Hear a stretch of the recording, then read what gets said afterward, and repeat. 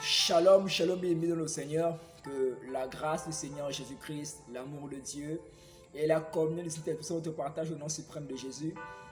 Soyez la bienvenue à la suite de cette leçon que nous avons vu avoir la fois dernière qui a pour thématique la dynamique de la grâce. Donc voilà, par la grâce de Dieu, on a vu la première partie de cette leçon et on a parlé des étendues de la grâce. On a vu 11 étendues de la grâce. Alléluia. Et j'avais promis revenir sur la deuxième partie.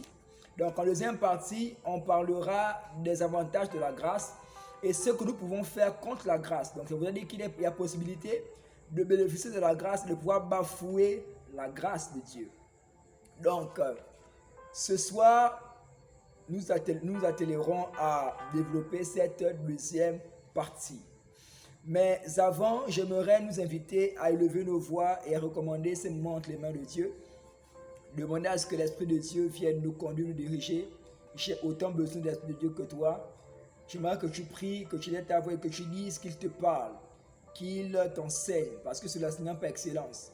Qu'il m'utilise simplement pour apporter la parole et que cette parole puisse te bénir, puisse te fortifier et que les résultats escomptés soient probants au nom puissant de Jésus. Mon Père et mon Dieu, nous te sommes infiniment reconnaissants, nous te bénissons pour la grâce, le privilège d'être dans cette présence. Merci pour la première partie de cette leçon, merci pour la seconde partie. Je te bénis pour les personnes qui ont déjà écouté la première partie, les personnes qui ont été bénies et nous te prions, Père, pour cette deuxième partie, que tu agisses de manière puissante, que je sois ce canal-là disposé que tu utiliseras pour bénir ton peuple et que je régresse et que toi seul tu puisses croître, que je sois effacé, que tu paraisses au nom puissant de Jésus-Christ et qu'à la fin de toute chose l'honneur et la gloire reviennent à Jésus-Christ seul. Je prie pour toutes les personnes qui écouteront ce message, pour les cœurs qui vont écouter qui vont recevoir ce message, que les cœurs soient disposés au nom suprême de Jésus-Christ et que les vies soient impactées de manière puissante et qu'à la fin de toute chose, qu'il y ait le salut, qu'il y ait la délivrance. Au nom de Jésus-Christ de Nazareth. Amen. Alors, une fois de plus encore, soyez la bienvenue à cette deuxième partie de notre leçon sur la dynamique de la grâce. Comme je viens de le dire, on a vu en première partie 11 étendues de la grâce. Et en conclusion, nous avons dit ceci, que la clé pour accéder et fonctionner à n'importe quel niveau de ces différentes grâces, donc de ces étendues de la grâce que nous avons précitées, est le degré de connexion avec le Christ et le désir de grandir en lui. Deux éléments pour accéder et fonctionner ou sinon bénéficier de manière permanente de ces différentes étendues de la grâce, de ce niveau de la grâce, être en connexion avec le Seigneur et demeurer ou encore avoir le désir de grandir en Christ. Jean chapitre 15, verset 5, qui nous dit que nous ne pouvons rien faire sans le Seigneur. Et Philippiens chapitre 4, verset 13. Alléluia. Deuxième partie, ayant pour thématique ce que nous pouvons tirer de la grâce, ou encore les avantages de la grâce et ce que nous pouvons faire contre la grâce. Donc, comment pouvons-nous bafouer la grâce de Dieu dans nos vies? Alors, la grâce de Dieu, premièrement, peut te donner de grandes bénédictions. Voici l'un des avantages que tu peux tirer de la grâce. C'est qu'elle peut te procurer de grandes bénédictions. Je ne parle pas de bénédictions simplement, mais je parle de grandes bénédictions. Vous savez, il y a bénédiction et bénédiction. Il y a des personnes qui vivent et expérimentent de bénédictions simplement. Il y a des personnes qui vivent et expérimentent de grandes bénédictions. Alléluia. Et cela n'est possible que par la grâce de Dieu. Tu n'es pas béni ou tu n'expérimentes pas, tu ne vis pas de grandes bénédictions de la part de l'Éternel à cause de tes propres efforts. Non. Non pas parce que tu travailles beaucoup. Non. Et même le fait de pouvoir travailler et acquérir quelque chose, c'est la grâce de Dieu.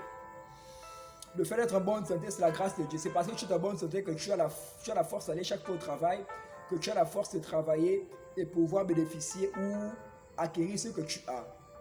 Alléluia. Donc, la grâce procure ou donne de grandes bénédictions. Psaume chapitre 84, verset 11. Vous pourrez lire cela à la maison. Donc, j'espère que vous avez votre cahier, un stylo et puis une Bible, bien évidemment, pour lire les différents passages qui seront donnés. Deuxièmement, la grâce confère la foi. La foi. La foi est un don de puissance. Il est écrit dans le livre de Hébreux chapitre 11, verset 1, que la grâce est une ferme assurance des choses qu'on espère, une démonstration de ce qu'on ne voit pas. Une personne qui a foi, c'est une personne qui, en réalité, qui croit sans avoir vu la chose. Et parce que cette personne croit et espère en cette chose viendra la matérialisation. Tu peux avoir le désir d'avoir une maison, mais tu crois que bien que cette maison n'est pas encore physique, tu l'as déjà. La foi, l'assurance que tu as fera en sorte que cette maison viendra à la matérialisation. Voilà pourquoi il est dit, parlant du Seigneur, qu'il appelle les choses qui existent comme si il appelle les choses qui n'existent pas comme si elles existaient. Et lorsqu'il a créé le monde, au Genèse chapitre 1, il dit que la lumière soit, et la lumière a été. Il a d'abord eu foi en sa parole, et par la suite la lumière venait à la matérialisation. Et nous, en tant qu'enfants de Dieu, la Bible dit que nous sommes faits à l'image et la ressemblance de Dieu. Donc ça voudrait dire que si Dieu est capable de pouvoir appeler les choses qui n'existent pas à l'existence par la foi, nous également pouvons appeler les choses qui n'existent pas à l'existence par la foi. Et cette foi-là, nous l'avons par la grâce de Dieu. Alléluia. Il y a des personnes qui, souvent, n'ont pas de foi, qui ne croient pas que réellement mon projet-là peut être réalisable. Il y a des personnes qui ne croient pas que je peux faire telle ou telle chose. Elles n'ont pas la foi même en elles-mêmes. Elles n'ont pas la foi en Dieu. Pourquoi? Parce qu'elles n'ont pas la grâce de Dieu sur elles, qui leur procurera la grâce. La grâce de Dieu te donnera une foi qui te permettra de déplacer les montagnes. Une foi qui te permettra de croire que cela est possible, même lorsque tout le monde croit que cela est impossible autour de toi. Alléluia. Actes chapitre 18, verset 27. Vous pouvez prendre ces versets pour confirmer ce que je suis en train de dire. Troisièmement, la grâce fait de toi un élu, ou fait de nous des élus. Bien-aimés, nous ne sommes pas élus de Dieu par mérite. Et d'ailleurs, aucune personne ne mérite même honnêtement d'être choisi par Dieu. Parce qu'il est écrit que tous sont péchés, sont privés de la grâce de Dieu. Tout le monde, c'est exception de personne. Rien qu'à travers seulement cela, nous voyons que toute personne n'est qualifiée pour bénéficier de la grâce de Dieu, pour être appelé au service de Dieu. Nous sommes 7 milliards, ou sinon plus, si les chiffres ont évolué, d'habitants sur la terre. Et parmi tant d'autres, Dieu te localise, il te choisit. Il est écrit que beaucoup sont appelés, mais peu sont élus. Beaucoup reçoivent l'appel du Seigneur, plusieurs personnes reçoivent l'appel. Mais peu décident de répondre. Lorsque tu réponds à l'appel, tu dis que tu es élu de l'Éternel. Alléluia. Donc la grâce te permet d'être un élu de Dieu. Parmi dans ta famille, parmi tes frères et tes sœurs, parmi les personnes qui ont grandi avec toi, les gens de ta génération, beaucoup d'entre eux sont en proie à l'alcool, sont en proie aux drogues, sont en proie à la vie de débauche. Mais toi, Dieu t'a fait grâce de sortir de cette vie-là et de pouvoir lui appartenir en propre. Dieu t'a fait grâce de ne pas expérimenter ces choses. Ce n'est pas parce que tu es mieux que ces personnes-là. Non, mais c'est la grâce de Dieu. Donc la grâce de Dieu nous permet de faire en sorte que nous puissions être des élus de Dieu. Dans le livre dans Romains chapitre 11, versets 5 à 6, on nous dit là-bas, c'est l'apôtre Paul qui parle. Et parlant de l'appel qu'il a reçu, il dit qu'il n'était même pas encore formé dans le ventre de sa mère, que par la grâce de Dieu, il avait déjà été appelé. Alléluia. Il avait déjà été appelé et sélectionné pour être au service du Seigneur. Vous pouvez lire cela. Hébreux chapitre, Romains autant pour moi, chapitre 11, versets 5 à 6, pour mieux comprendre ce que je suis en train de dire. La grâce de Dieu te donne l'audace. L'audace, c'est le courage. L'audace, c'est ce qui fera en sorte que même malgré le danger qui est devant toi, que tu n'aies pas peur. Peu importe tout ce qui est devant toi, de frustrant, d'effrayant autant pour moi, tu n'aies pas peur. Ce qui fait en sorte que malgré les difficultés, pour beaucoup c'est impossible, pour beaucoup c'est difficile. Mais la grâce de Dieu fait en sorte que tu aies le courage d'affronter certaines choses et par cette même grâce encore, tu parviens à surmonter ces choses-là qui semblent pour beaucoup de personnes être compliquées et difficiles. C'est la grâce de Dieu. Donc elle te procure l'audace. 1 Corinthiens chapitre 15, à partir du verset 10. Elle te procure l'audace, elle te donne l'audace face à une certaine situation, face aux difficultés de la vie. Et chaque enfant de Dieu doit véritablement expérimenter cela. Alléluia. Face aux difficultés de la vie, nous avons besoin de l'audace. Alléluia. Face aux attaques de l'ennemi, nous avons besoin de l'audace. Pour contrecarrer ses œuvres, nous avons besoin de l'audace. Je prie que le Seigneur t'accorde la grâce de Dieu. Qu'il t'accorde sa grâce et qu'elle te procure l'audace au nom suprême de Jésus-Christ de Nazareth. La grâce de Dieu appelle aussi au ministère.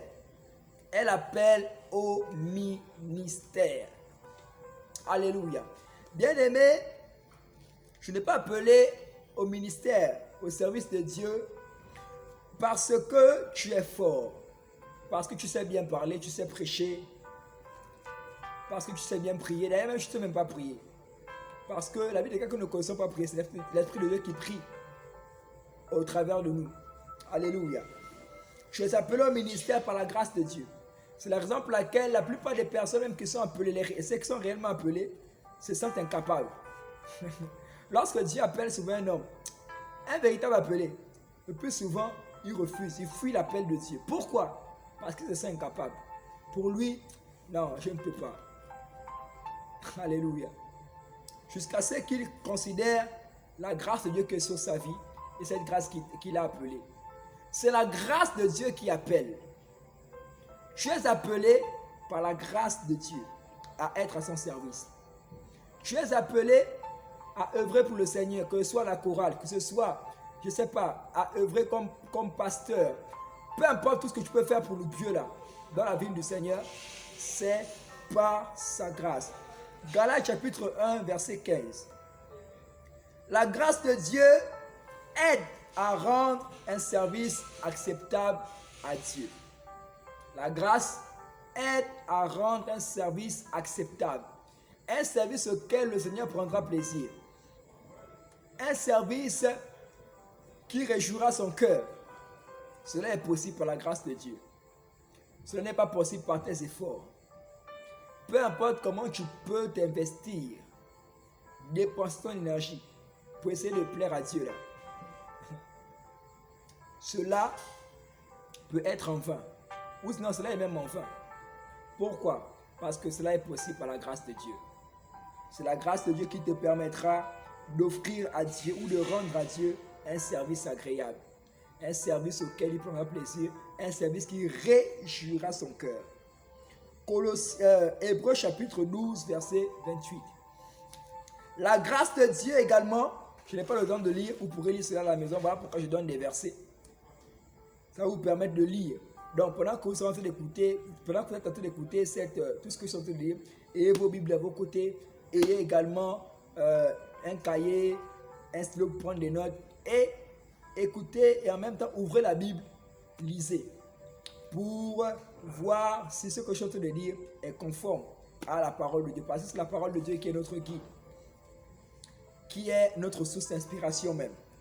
La grâce de Dieu nous donne l'assaisonnement, ou donne l'assaisonnement à la parole de Dieu. On parle d'assaisonnement pour apporter le goût. Le rôle de l'assaisonnement, c'est d'apporter le goût, c'est d'apporter la saveur. En réalité, la parole de Dieu marche avec la grâce.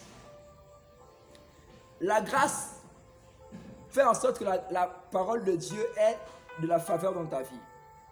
Fais en sorte que la parole de Dieu ait du goût dans ta vie. En réalité, ce qui permet la matérialisation de la parole de Dieu dans ta vie, c'est la grâce. C'est parce que tu as la grâce de Dieu que la véracité de la parole de Dieu se matérialisera dans ta vie. Tu vivras ce qui est dans la Bible. Ce qui est dans la Bible, c'est vrai, on parle des grands hommes, de Moïse, d'Abraham, de Jacob, qui ont expérimenté de grandes choses de la part du Seigneur. Mais il est possible aussi que toi, tu vives ces grandes choses-là. Donc, ce qui est écrit là, il est possible que tu vives aussi cela. Mais cela n'est possible que par la grâce de Dieu. Un exemple banal. On nous parle de résurrection dans la Bible. Jésus-Christ qui a ressuscité les morts. Beaucoup d'autres personnes aussi dans la Bible qui ont ressuscité les morts. Alléluia. Aujourd'hui, il y a des personnes que Dieu utilise aussi pour ressusciter les morts. Donc, en réalité, ce qui est dans la Bible là, il y a des personnes qui vivent cela. Mais cela est possible par quoi? Par la grâce de Dieu. Alléluia. Donc la grâce de Dieu donne l'assaisonnement à la parole. La grâce de Dieu aide en cas de besoin. Hébreux chapitre 4, verset 16. Allons quand même lire cela. Hébreux chapitre 4, verset 16. Hébreux 4, 16, la Bible dit ceci.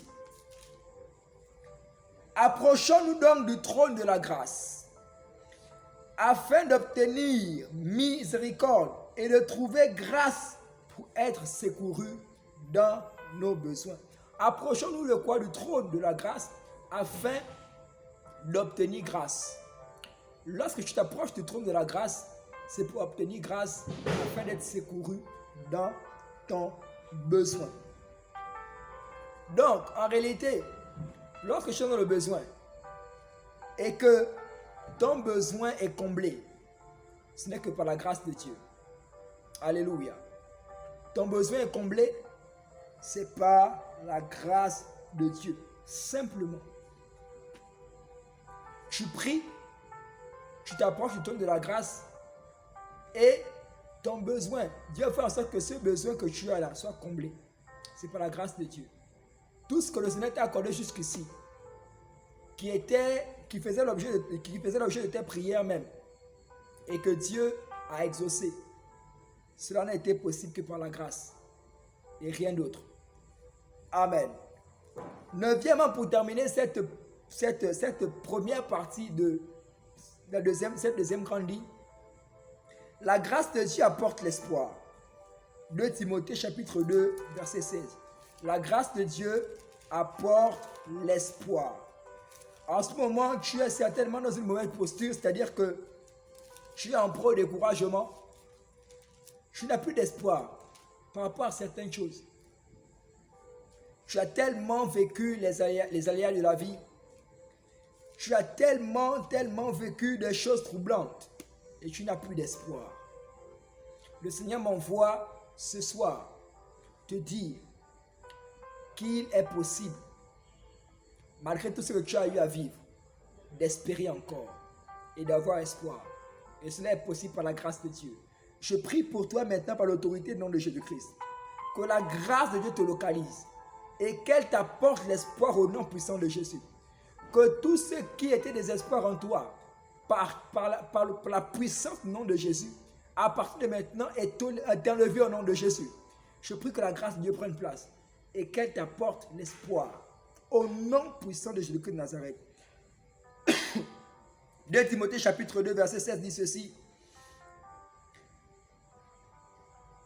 La Bible nous dit: évitez les discours vains et profanes, car ceux qui les tiennent avanceront toujours plus dans l'impiété, et leurs paroles rongeront comme la gangrène. Alléluia.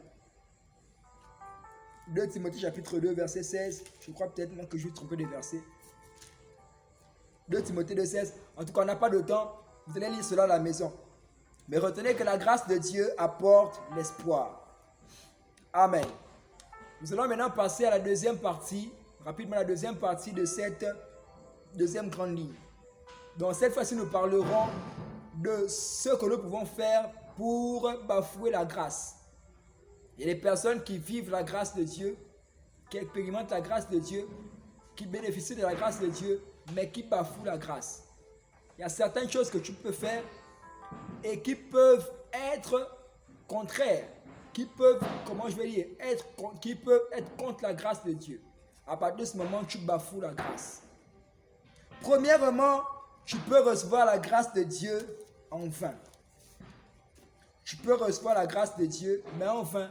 Ça veut dire que tu bénéficies de la grâce de Dieu, mais tu ne bénéficies pas des avantages, des bienfaits de la grâce de Dieu. Il est possible que tu vives cela. Dieu te fait grâce. La grâce est sur ta vie. Il y a des personnes, la grâce de Dieu est là sur leur vie, mais elles ne jugent pas des bienfaits de la grâce de Dieu. Elles ont reçu la grâce de Dieu enfin. Alléluia.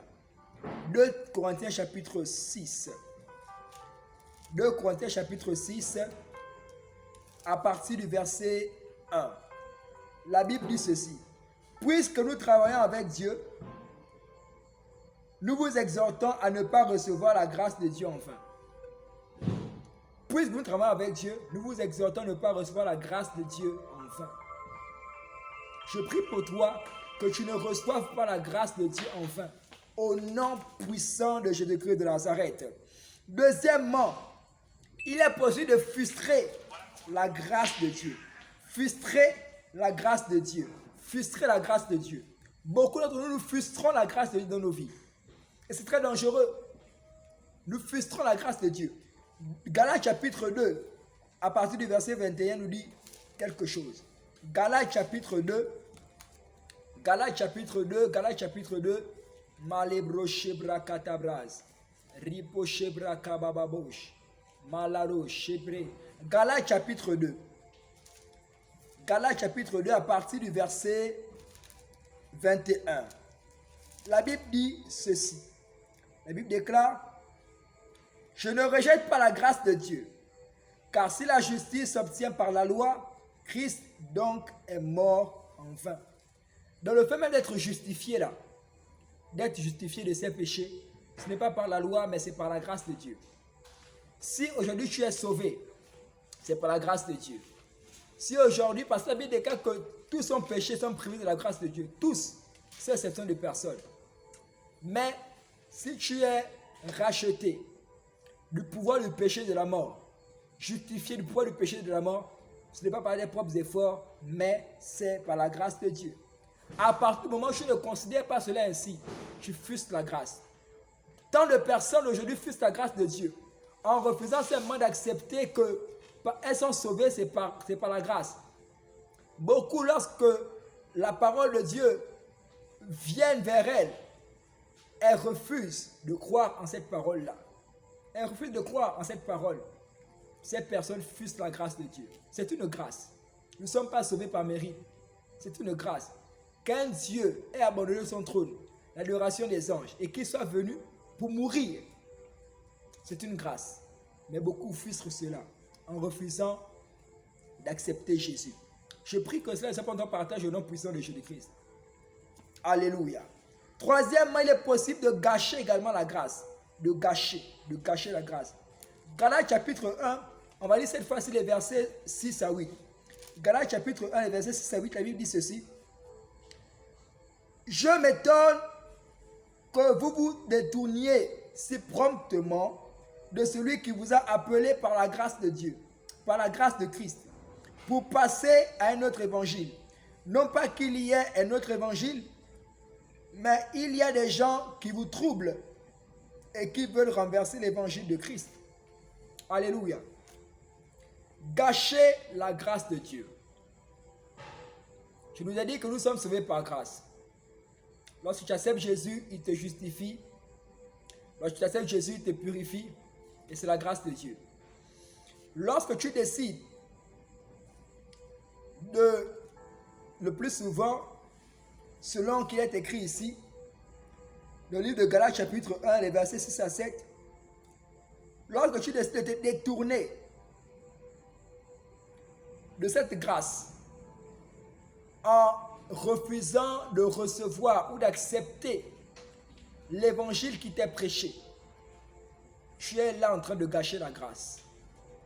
Vous savez, les personnes qui sont des agents du diable et qui sont utilisées et qui viennent avec toi avec des évangiles qui sont faux, qui sont là pour troubler le peuple, qui sont là pour apporter la confusion, qui sont là, ce sont des loups parmi les brebis. Leur objectif, c'est de pouvoir porter la confusion, c'est de pouvoir porter la dispersion. Il y a des personnes qui sont comme ça, qui sont suscitées par le diable et qui apportent un évangile qui est fou. Alléluia. Ma prière pour toi est que rien ni personne ne parvient à te dissuader que tu aies fait le bon choix, que tu aies fait que personne ne parvient à te dissuader que le choix que tu as eu à faire n'est pas le bon. Parce que c'est le meilleur choix, c'est d'avoir accepté Jésus-Christ et de pouvoir recevoir sa parole. Alléluia. Beaucoup de personnes, même lorsqu'elles lisent la parole de Dieu, ne croient plus en cette parole, ne croient plus en cet évangile-là. Tu bafoues la grâce de Dieu. Alléluia. L'évangile du Seigneur est vrai. L'évangile du Seigneur est puissant. L'évangile du Seigneur est agissant. Amen. Donc il est possible de bafouer la grâce de Dieu. Vous pouvez également prendre toujours Galates chapitre 5 à partir du verset 4. Il est possible également de se priver de la grâce de Dieu. Se priver. Se priver. Se priver. Quand on parle de se priver à ceux, donc on parle là de soi-même. Se priver. Il est possible qu'un homme se prive de la grâce de Dieu. Mais la grâce, c'est l'élément par lequel le Seigneur fait du bien à tous ses enfants. Tu peux être enfant de Dieu, mais pour bénéficier des bonnes choses de la part de Dieu, là, tu as besoin de la grâce. Tu as besoin de la grâce. Mais il y a des personnes qui décident, malgré ça, de se priver de la grâce de Dieu. Et je prie que Dieu te fasse grâce. Que tu ne sois pas privé de sa grâce. Parce qu'être privé de sa grâce, c'est être privé de ses bénédictions. Être privé de sa grâce, c'est être privé du secours dans la détresse. Être privé de sa grâce, c'est être privé, de la provision de Dieu. Alléluia. La Bible nous dit dans le livre de Hébreux chapitre 12, à partir du verset 15, la Bible nous dit ceci. Hébreux chapitre 12, à partir du verset 15, il est écrit ceci. Veillez à ce que nul ne se prive de la grâce de Dieu. Veillez. Veillez, c'est le fait de pouvoir demeurer, de pouvoir être alerté, de pouvoir être sobre. Veillez à ne pas se priver de la grâce de Dieu. À ce qu'aucune racine d'amertume poussant des rejetons ne produise du trouble et que plusieurs n'en soient infectés. Ce qui fera en sorte que je te prive de la grâce de Dieu, on nous parle ici des racines d'amertume. Beaucoup d'entre nous ont des racines d'amertume en eux. Beaucoup ont des racines d'animosité, de colère, de rancune. Toutes ces choses-là font en sorte que tu te prives de la grâce de Dieu. Aussi longtemps que tu demeureras dans l'amertume, tu demeureras dans la colère, dans la rancune, dans l'animosité et toutes ces choses de la chair, ces œuvres de la chair, tu ne pourras jamais bénéficier de la grâce de Dieu. Donc, en réalité, ce n'est pas que c'est Dieu qui refuse de te faire grâce, mais c'est toi-même qui refuses de bénéficier de la grâce de Dieu. Pourquoi? Parce que ces choses-là sont comme une couverture et cela empêche la matérialisation de la grâce de pouvoir se déverser pleinement dans ta vie. Ma prière pour toi est que le Seigneur te fasse grâce d'être à l'alerte, d'être sobre, de veiller à ce que rien ni personne ne t'empêche de jouir et de bénéficier de la grâce au nom suprême de Jésus-Christ de Nazareth. Il est possible également de transformer la grâce en libertinage. Comme le mot l'indique, libertinage, c'est la liberté. Vous savez, la Bible nous dit que tout est permis, mais tout n'est pas utile quelquefois. Alléluia. Le Seigneur n'est pas un Dieu dictateur. Et d'ailleurs, même dans le livre de Deutéronome chapitre 30, il donne le libre arbitre à l'homme. La liberté à l'homme. Mais, il dit non, je mets devant toi la vie et la mort, la bénédiction et la malédiction. Mais il te recommande choisir la vie. Donc l'homme est libre. Alléluia. Bien-aimé, il est possible de transformer la grâce que tu as en libertinage. Pourquoi? Lorsque tu parviens à faire certaines choses, à cause de la liberté, non de la liberté, alléluia, je peux transformer cette grâce-là en autre chose. Et à partir de ce moment, je ne jouis plus de cette grâce. Donc, on a Jude chapitre 1, et d'ailleurs Jude n'a qu'un seul chapitre, à partir du verset 4. Jude chapitre 1, à partir du verset 4. On nous dit ceci: car il s'est glissé parmi vous certains hommes, dont la condamnation est écrite depuis longtemps, des impies qui changent la grâce de notre Dieu en dissolution et qui renient notre seul Maître et Seigneur Jésus-Christ. On dit ici que beaucoup, il y a certains hommes qui sont glissés parmi vous, dont la condamnation,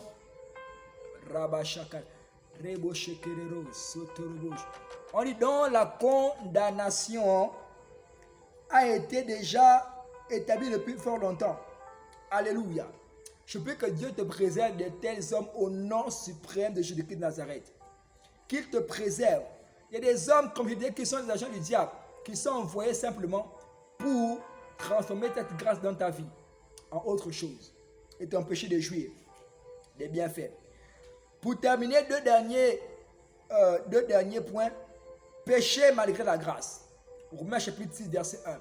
Bien aimé, ce n'est pas parce que nous sommes sous la grâce que nous devons continuer à pécher et demeurer dans le péché. Le péché, honnêtement, en tant qu'enfant, ne doit être accidentel. C'est-à-dire que ce n'est pas quelque chose de prémédité. Je ne dois pas demeurer dans cette vie de péché au nom de la grâce. Parce que souvenez-vous que la grâce peut être trompeuse. Proverbe chapitre 31 nous le dit. La grâce est trompeuse. Je te dis que bon, voilà, je veux quand même, non, je veux quand même pécher, faire quelque chose. Non, je veux quand même essayer de faire plaisir à ma chair. Il peut arriver que pendant ce moment-là, le Seigneur Jésus-Christ vient et je reste.